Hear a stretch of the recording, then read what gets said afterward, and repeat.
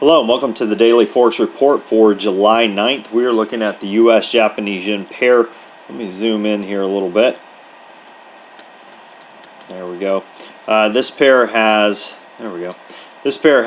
closed down during this last session, had a pretty good run to the upside as well to the downside, but did close down. Overall, still moving sideways. We are looking for it to potentially go as high as 80.10, possibly as low as 79.06. Look for some resistance around 80.00 and look for some support around 79.25. Now the Euro USD pair gapped down, retraced, filled that gap, closed higher. We are still looking for it to move to the downside, however, potentially going up and hitting some resistance around 12400. Possibly moving down, hitting support around 122.50.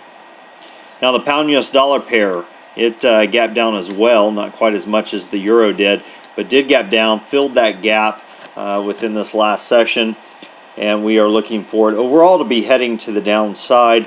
Look for it, however, to go potentially as high as 156.06, possibly as low as 154.12. Look for some resistance around 155.64. and look for some support around 154.55. Now the US Swiss, this pair gapped up at the open of 16 pips, filled that gap, and is continuing to move lower, closed down for the session. We are looking for it overall to be moving higher. Look for this pair to potentially go as high and hit some resistance around 0.9800, possibly moving down, hitting support around 0.9715. Okay, let's talk about news announcements. We have one significant news announcement tomorrow. It's the pound releasing their gross domestic product estimate for June. Previous was 0.1% no forecast given. That's being released at 10 a.m. Eastern tomorrow, which seems kind of late for the pound, but nonetheless, that is what we have listed here. Okay, well let's take a look at what I'm looking at during this next session. Let me zoom out a little ways and get an idea here. We did break below or above rather this point in the US Swiss. If you look at the Euro USD pair, let me back out even further. You can see that we have broken the previous area of support right here, a little bit lower on the chart. Let me zoom back in.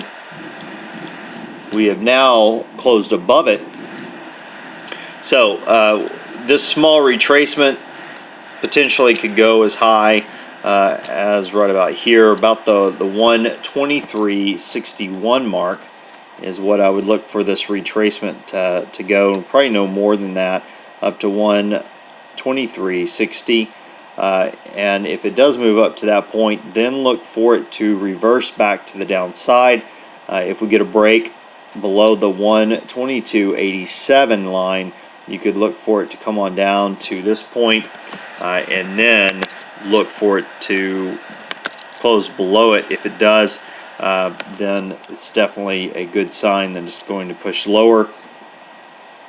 Currently looking to sell at 122.87. Looking for it to head on down and look for an exit roughly 30 pips below that at 122.55. So that is what I'm looking at. Let me zoom in and take a little bit closer look at that. I do believe we're going to see this reversal. It'll come up, may not even go that high during this next session. We'll just have to see. Looking to sell around 122.87 if it goes that high, or comes down to that point rather, that low, and then look to exit at the 122.55 mark for a 30 pip profit. Well, I hope that helps, and until next time, this is Jason Fielder. Good trading.